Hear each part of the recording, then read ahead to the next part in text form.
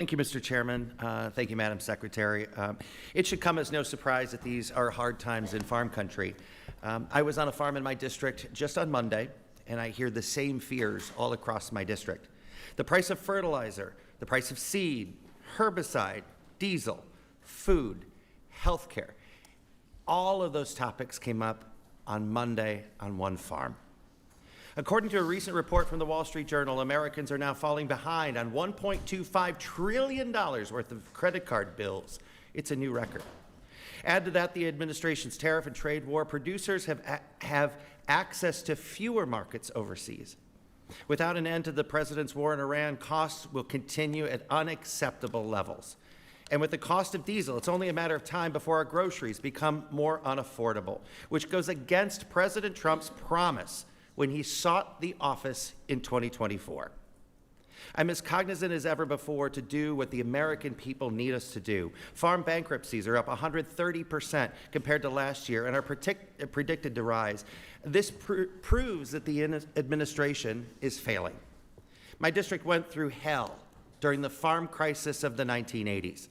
In some places in the Quad Cities, we haven't even recovered, and yet there is a risk of another farm crisis that is rising on your watch. This has nothing to do with either side of the aisle.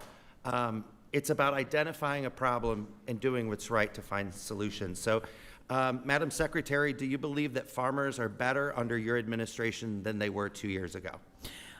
Well, yes, I do, because of the 19 new markets that have been opened up, the record-breaking exports that are coming. Do you believe it's time? Do you believe it's time, as a yes or no question, do you believe it's time for the United States Department of Agriculture to course correct to prevent a future farm crisis, yes or no?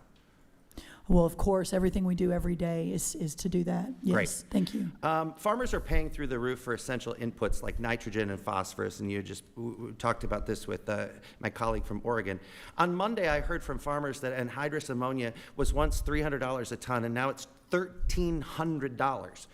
With the war in Iran, there's no telling how high these prices could go, let alone diesel costs.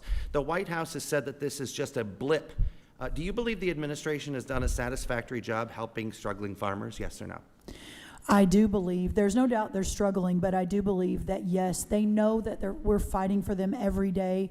The bankruptcy numbers, every farm we lose is heartbreaking. We've gone from, out of 1.8 million farmers, about 315 have filed for bankruptcy, which is a lower 10-year average than normal. What else is heartbreaking is the fact that the farmers didn't ask for the global trade destabilization that this administration has done. We are not doing enough to keep farmers afloat. Actually, we've cut the agricultural trade deficit in half in 1 year. Nitrogen inputs for fertilizer up 40%. Phosphorus prices are up around 24%. Do you believe that we should have more homegrown, made-in-America fertilizer? Yes or no? 100% yes. I'm in agreement. Let's work on that. I have a homegrown fertilizer We've got an act. Let's amazing get it across plan. the finish You come line. on and help us. I'd love that. Yes or no, is the administration working on developing a long-term strategy for national security and supply chain risk as it relates to agricultural inputs and the general farm economy as you've created additional instability in the Middle East? Well, yes, 100%. The national security piece of this is so very important. Obviously, the instability in the Middle East will soon stabilize and be more stable than ever before. But I'm not the foreign policy team, so I don't want to get out of my lane. Do you believe that the current funding levels for CSP and EQIP are sufficient to meet the current demand? The current levels for CSP and EQIP are sufficient to meet the current demand. Yes. Great. Yes. Is it your opinion that farmers are supportive of funding cuts to CSP and EQIP?